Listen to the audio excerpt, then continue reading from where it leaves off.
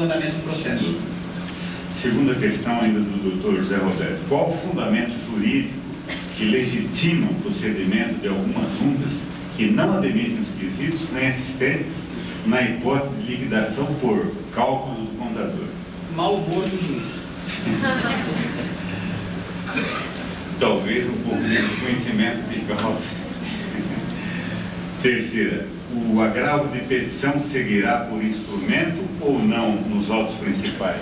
Bem, aí é que é preciso distinguir. Se a parte em controvérsia que pode ser executada desde logo, deveria seguir por instrumento. Deveria, porque infelizmente quase nunca isso acontece. Agora, é óbvio que se não há parte em controvérsia, quando há, por exemplo, uma prejudicial qualquer que afeta toda a execução, não tem sentido formar instrumento, porque a execução não pode prosseguir.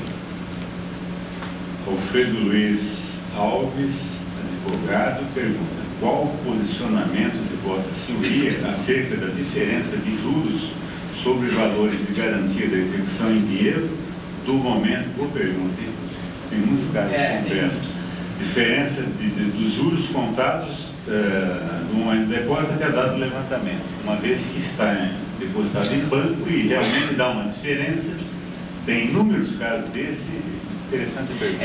Aqui a minha impressão é de que a diferença é devida, mas nós temos que considerar, eu juridicamente diria que a diferença é devida, mas eu faço uma ressalva para que reflitam, porque se essa conclusão vier a prevalecer, nós vamos ter um quadro um pouco indesejável, que é o seguinte: ninguém mais vai depositar, haverá um desestímulo ao depósito, que é a melhor garantia, e aí eu vou preferir indicar um bem, já que depositando ainda assim eu terei o prejuízo, além de perder a disponibilidade do dinheiro, a tendência é que a garantia em dinheiro passe a ser absolutamente marginalizada.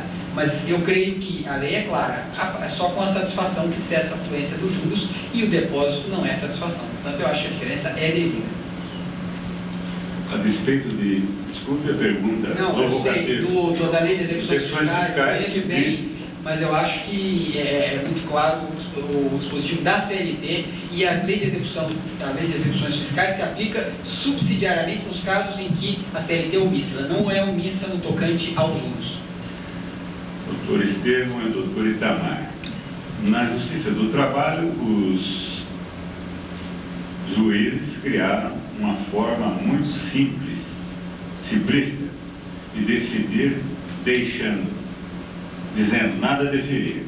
Não seria possível um recurso contra essa decisão que rejeitou a exceção? Sim, não há dúvida, porque aí, inclusive, existe um agravante que é a nulidade. Artigo 93, inciso 9 da Constituição.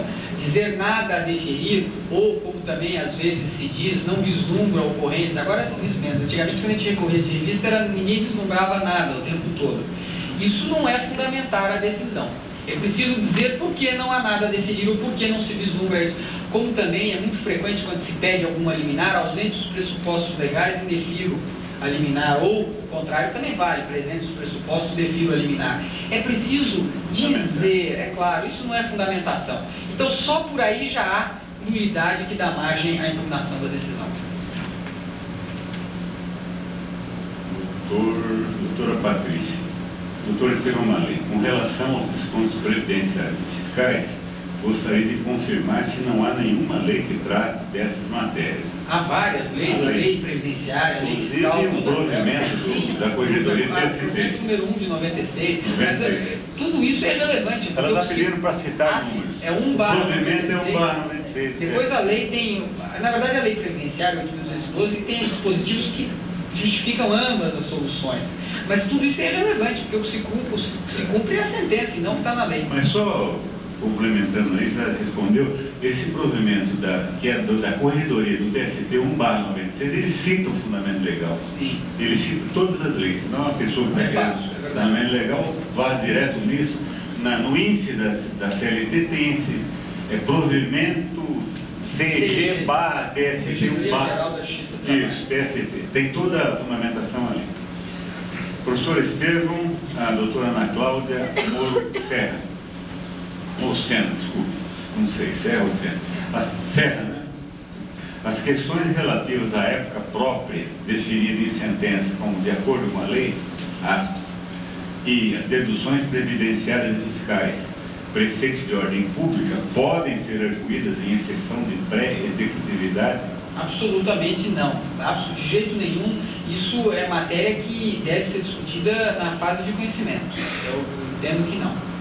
Não, porque ali vai se cumprir a sentença. E se a sentença não contempla o desconto, ele não pode ser feito. Agora, quanto à época própria, o problema é outro. Eu preciso quantificar. E aí você vai fazer a discussão na liquidação mas aí é simplesmente interpretação do título, matéria que não cabe em exceção para a executividade. O risco também é de se banalizar o instituto. É a mesma coisa que ocorre com o dano moral. De tanto pedirem dano moral, vai haver um momento em que nada mais vai ser dano moral. Exatamente. Agora tudo é dano moral. Escorregou é dano moral. E a mesma coisa com a exceção de pré-executividade. Se houver abuso, vai ser desvirtuado, desprestigiado no instituto. Se deduções, ainda da doutora Ana Cláudia, se deduções de INSS e IR, por serem preceitos de ordem pública, não foram discutidos em sede de embargos, podem ser objeto de exceção se ainda não foi liberado o depósito de exequência? Não, não é? Não. Na minha opinião, por favor. Doutora Valquíria Galvanin. Estando autorizados os descontos previdenciários e fiscais em caso de depósito em pecúnia para garantia da execução, o senhor entende que o valor a ser depositado é bruto ou líquido? Bem, essa é uma questão interessante. Eu considero que o empregador pode depositar o líquido, até porque ele vai se entender autorizado os descontos com o INSS e os órgãos competentes, de acordo com as regras próprias. Deposita o líquido e comprova. Exatamente. E se não comprovar, vai sofrer. Vai ser oficiado. Eu reconheço que essa interpretação sofreu um abalo grande com o parágrafo 3º do 114, que dá margem à Justiça do Trabalho para executar também as contribuições previdenciárias. Embora os juízes não estejam fazendo. Não, aliás, isso varia muito. Eu tive algum tempo atrás em Goiânia, e me disseram que o estado de Goiás inteiro tem acho que 10 fiscais do INSS. Só em Goiânia, se não me engano, são 15 juntas. A região toda deve ter umas 20 ou 30 juntas. Eles não têm a menor, isso imaginando 2.000 processos em cada junta, não tem a menor condição de fiscalizar. Então em São Paulo eu não sei se é tão ruim. Agora, isso varia. Por exemplo, no Paraná, onde existe a CIEX, que é a Secretaria de Execução Integrada, que corresponde à nossa SEI. Na CIEX... Lá funcionava, né? Lá funciona. Não, lá funcionava e funciona ainda. Funciona e muito bem. E lá, dentro da CIEX, que eles chamam de CIEX, tem um fiscal do INSS atuando. Então, em cada processo em andamento, existe a atuação em loco do fiscal. Aí a realidade é completamente diferente. Doutor Glauci Camacho, sócios que não participaram da fase cognitiva podem ser responsabilizados na execução da sentença? Nessa hipótese, qual a medida cabível? Embargo de terceiro ou a execução? Bem, aí outra vez, esse é um problema muito interessante e o advogado tem que lutar contra tudo e contra todos. Então, eu pessoalmente o que faço nesses casos? Entro com embargos de terceiro, no prazo dos embargos à execução e requerendo que sejam os embargos de terceiro recebidos como embargos à execução, se entender que é a medida cabível. Agora, na minha opinião, aqui também é um caso em que a instrumentalidade incide com perfeição. Não há o menor sentido, como eu já vi, o juiz rejeitar os embargos de terceiro porque entendia que a medida correta era a apresentação de embargos à execução. E, sobretudo, se observado o prazo dos embargos à execução. Não há o menor sentido. Claro, total. Total. Doutor Marcos Davi, na execução, a alteração fraudulenta de cotas sociais da empresa deve ser suscitada em que momento processual? Para anular e vincular os sócios retirantes. Bem, a alteração fraudulenta não em nenhum momento produz efeito e ela pode ser desconsiderada a qualquer tempo. Só para relatar um caso que eu tive há alguns dias, uma situação verdadeiramente, para ver a que ponto a não aplicação da litigância de má-fé pode levar algumas pessoas na Justiça do Trabalho. Era um caso interessante em que não houve recurso, o processo está demorando 3 anos para executar, não houve recurso, e o sujeito, no momento em que sofreu a penhora, era a penhora de um bem da sociedade, ele sofreu a penhora e ele trouxe 2 alegações. Primeira, de que a sociedade tinha sido alienada e que, portanto, a citação tinha que ser feita nos atuais sócios. E segundo, que quando ele foi citado anteriormente no processo de vencimento, isso não é mentira, eu estou vivendo isso. Ele estava em processo de interdição, portanto ele estava insano e não pôde se defender adequadamente. Mas, e foi isso que nós alegamos, ele era insano para responder à reclamação, mas não era perfeitamente são para alienar a empresa, que tinha um imóvel de R$500 mil por R$300, e obviamente não é preciso dizer que os dois sócios moram no interior e quando se tentou citá-los, eles não foram encontrados, porque o número da rua não existia, aquela velha coisa que tem um nome muito bem conhecido. E tudo isso porque não se pune severamente esse tipo de prática, que é rotineira no seu trabalho. Aliás, se quiserem um quadro do que é a execução trabalhista, leiam o artigo 17 do Código Civil, do Processo Civil. Lamentavelmente, nós dispomos de 25 minutos para responder um calhamaço de perguntas aqui, que o pessoal não vai abrir mão de ouvir as respostas. Muito interessante o tema, está aí o volume de perguntas, né? Na fase executória, o oficial citou a reclamada, lavrou a certidão de deixa de penhorar por inexibência suficiente à execução. Posso entrar com um pedido de falência? Como devo proceder? Devo protestar a sentença? Que peças preciso juntar? Doutor Wagner. Bom, poder pode, eu só acho que não deve, porque depois aí é que não vai receber mais nada. Falência a gente só pode pedir quando é a empresa que não vai ter a falência decretada, porque se falir, aí é que não recebe mais nada. Então, poder pode, só acho que não é recomendado. Agora, processualmente, desculpe, se não me engano, é o artigo 1º, parágrafo 1º da lei de falência. Não seja de protesto, basta citar em uma certidão de que não tem não se ofereceu bens no prazo e nem tem bens a penhorar. Com base nessa certidão, teoricamente, legitima o pedido, mas realmente é desaconselhável quem não recebe o mesmo. Doutor Silvio, desculpem, Silvio Marco, quando a empresa é repassada para laranjas, entre aspas, para eximir-se de dívidas, e em seguida é decretada a sua falência, não há como pedir a desconsideração da pessoa jurídica impondo o pagamento para os anteriores proprietários? Evidente. É um caso típico de fraude. Bem típico. Ou o único caminho habilitar-se na falência, não. Aí dá... É exatamente aquilo que eu disse. Quando há fraude, a desconsideração da personalidade jurídica é perfeitamente possível de modo amplo. Doutor Eduardo... Desculpa o sobrenome de Câncer, se não me engano. Sentença trabalhista é um título que pode ser protestado e pode servir como documento hábil para solicitar a falência em juízo. Pode-se pedir inclusão de empresas sócias nos órgãos de cadastro. Pode me ajudar, doutor Eduardo? Eduardo? Oi? Cadastro de um operador, será? Está entre aspas uma expressão? Será? Cadastro de maus pagadores, desculpe, tá? Tais como Serasa e exemplo do que é feito no Juizado Especial Civil. O Juizado Especial Civil se inclui. Se a pessoa não cumpre,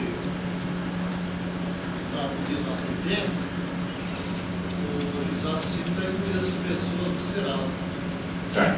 Bom, eu não conheço as regras próprias do Serasa, mas salvo erro, uma instituição privada e, portanto, a inclusão ou não vai depender daquilo que foi estabelecido. Agora, de qualquer modo, a condição de mal pagador está no fato de existir um processo pendente no seu trabalho que não é liquidado. E se eu vou comprar um imóvel, fazer um empréstimo para aquela empresa, a medida recomendável é que eu peça várias certidões e uma certidão que todo mundo esquece de pedir, que é a da Justiça do Trabalho. E lá vai estar atestada a condição de boa ou de má pagadora da empresa. Está gerando um sem número de problemas aí de anulação, de alienação de imóveis, exatamente. Porque as pessoas esquecem pedem do CIR, pedem do protesto, esquecem do seu trabalho. Esquecem do seu trabalho. Exatamente.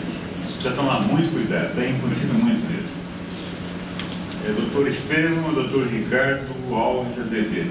O terceiro que toma conhecimento extra-autos, que está prestes a sofrer penhora, sobre bens de sua propriedade, pode valer-se do Instituto da Exceção de Pré-Executividade? Sim, a hipótese típica e característica, se a ilegitimidade existe no caso, estão ausentes as condições da execução, ela não pode se dirigir contra o terceiro e, portanto, ele poderá suscitar isso. Vou fazer uma pergunta pessoal, que talvez interesse a todos. A questão do bem de família, professor Estevam, está preservado o bem de família nesse trabalho? Tem alguma dúvida? Qual a... Exatamente. O exagero também atinge o bem de família de modo indiscriminado. Eu entendo que, aliás, pessoalmente, na minha opinião, o Supremo errou ao desconstituir as penhoras anteriores, porque a penhora é ato jurídico perfeito e não poderia ter sido desconstituída. Paciência, desconstituiu, foi a justiça que prevaleceu, mas hoje eu acho que o bem de família existe sim e tem que ser respeitado no seu trabalho, com uma exceção, que é a daqueles que trabalham na própria residência, ou seja, porque são dívidas do próprio, legítimo nesse caso, se entender... Empresa estabelecida no próprio domicílio. Não, eu penso doméstico, por exemplo. Doméstico. Exatamente. Mas e a... Não, aí é bem de família... Bem de família da mesma forma, tá. Dr. Heber Queiroz, se a sentença é omissa quanto aos descontos previdenciários ou fiscais, o remédio jurídico correto seria a propositura de ação rescisória. Partindo dessa premissa, por que o TRT não declina esse remédio processual?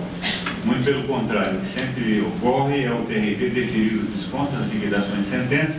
Nesse caso, qual o remédio adequado? O RR? Teoricamente sim, só que hoje a jurisprudência do Tribunal Superior do Trabalho está cristalizada na orientação 32, que admite os descontos. Então aqui o quadro é esse. Na minha opinião, os descontos não poderiam ser feitos. A justiça adota outra orientação de paciência. Dr. Heber continua. Processo em fase executória, a citação válida para a reclamada e sócios. Ambos não pagam nem nomeiam bens a penhora. O Senhor de Justiça também não encontra bens. Pedido do ofício à Receita Federal, essa declara que tanto a reclamada quanto seus sócios não declaram. Nós, advogados, ficamos indignados com essa situação. Pois pedimos ofício para todos os órgãos e nada foi encontrado. Na sua opinião, como resolver tal litígio? Isso acho que passa adiante o caso, porque... Mandos injectos. Infelizmente foi derrogado mandos injectos. Doutora Ana Cláudia Moro Serra, novamente, as deduções do INSS devem limitar-se ao teto ou calculadas mês a mês? Bom, é outra questão extremamente interessante. Eu, pessoalmente, acho que tem que ser mês a mês. Nessa última hipótese, devem ser computadas somente as verbas deferidas na ação ou considerados? Não, considerados também valores já recolhidos. Sim, na minha opinião, sim. E, aliás, é essa a orientação do próprio INSS para uma ordem de serviço muito longa, que tem, salvo eu, 60 e tantos incisos, e que contém várias impropriedades, mas a solução que o INSS preconiza é essa ordem de serviço. Quanto ao IR? Quanto ao IR também, na minha opinião também. Doutor Luiz Carlos, a concessão de prazo para impugnação das contas apresentadas é faculdade do juiz? Sim, claro. Ou dever? Não, faculdade. Não há a menor obrigação e nenhuma infração à lei se o prazo não é concedido. Segundo, a não concessão de prazo fere o princípio do contraditório? Absolutamente não, porque o contraditório, aliás, se interpreta muito mal às vezes o conceito do contraditório. Existem dois contraditórios e ambos são legítimos: o contraditório antecipado e o chamado contraditório pós-posto, ou que vem depois. Isso ocorre com liminar em mandado de segurança, com liminar em ação cautelar, com liminar em tutela antecipada. São todas hipóteses de contraditório pós-posto. Ou seja, decide-se e depois se abre espaço para reexame da decisão e para a discussão da decisão, se é legítimo.